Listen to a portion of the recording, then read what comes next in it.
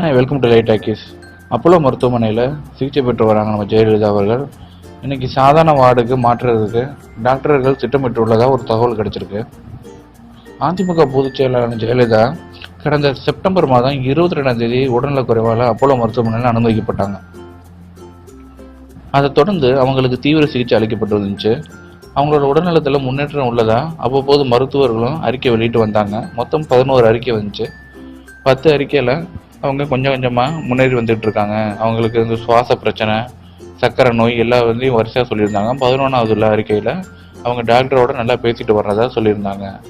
இப்போ இருக்க சமயத்தில் 10 நாட்களாக தீவிர சிகிச்சை பிரிவில் இருந்த அவங்க சாதாரண வார்டுக்கு மாற்ற திட்டமிட்டுள்ளதை டாக்டர் பேசிக்கிட்டாங்க அப்படின்னு சொல்லி ஒரு தகவல் வெளியாயிருக்கு.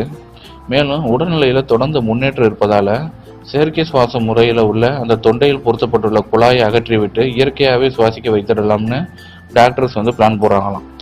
ஸோ இப்படி இருக்க பட்சத்தில் அதிமுக மெம்பர்ஸே அவங்க எந்திரிச்சு உட்காந்து ஹார்லிக்ஸ் குடிக்கிறாங்க, ஆப்பிள் சாப்பிட்றாங்க, நல்லா பேசுகிறாங்க, டாக்டர்கிட்ட தேங்க்யூ சொன்னாங்கன்னு சொல்கிறாங்க. இதெல்லாம் எப்படி உண்மைன்னு தெரிய வரல. ஏன்னா சமீபத்தில் அவங்க அந்த சைன் பிரச்சனையில் அவங்க கை நாட்டு தான் வச்சுருக்காங்க, தவிர சைன் போடலை. ஏன் சைன் போடலைங்கிற கேள்விக்கு அவங்க சொல்கிற பதில்கள் ரொம்ப விசித்திரமாக இருக்குது. அந்த டாக்டர் என்ன சொல்கிறாருன்னா, அவங்க கை வழியாக தான் உணவு கொடுத்துட்ருக்கோம், ட்ரிப்ஸு கை வழியாக ஏற்றிட்டு இருக்காங்க, அதனால் கையை தேவையில்லாமல் யூஸ் பண்ணக்கூடாதுன்னு வெறும் கைரேகை மட்டும் வச்சுருக்காங்க. இப்போதைக்கு அவங்களுக்கு பயிற்சி கொடுக்கப்பட்டிருக்கு. அந்த கையில் கொஞ்சம் பிரச்சனை இருக்குன்னு அப்படின்னு வேறு சொல்லியிருக்காரு டாக்டர். இதெல்லாம் எதுவுமே நம்புற மாதிரி இல்லை, முன்னுக்கு பின் முரணாக இருக்குது. இந்த சமயத்தில் இவங்களை சாதாரண வார்டுக்கு மாற்ற போகிறேன்னு ஒரு தகவல் தான் வந்திருக்கு. இந்த தகவலின்படி அவங்க இன்னும் அறிக்கையும் விடலை. ஏற்கனவே 11 அறிக்கை விட்டுருக்காங்க.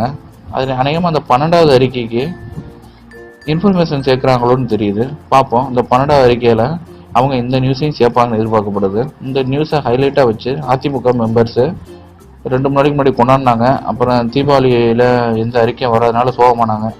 ஸோ திரும்பவும் இந்த மாதிரி அறிக்கை வரும்போது திரும்பவும் கொண்டாடுவாங்கன்னு எதிர்பார்க்கப்படுது. ஸோ இந்த மாதிரி மாற்றி அறிக்கையை விட்டு இன்னும் 2-3 மாதத்தை ஓட்டுவாங்கன்னு எதிர்பார்க்கப்படுது. தேங்க்யூ. தேங்க்ஸ் ஃபார் வாட்சிங்.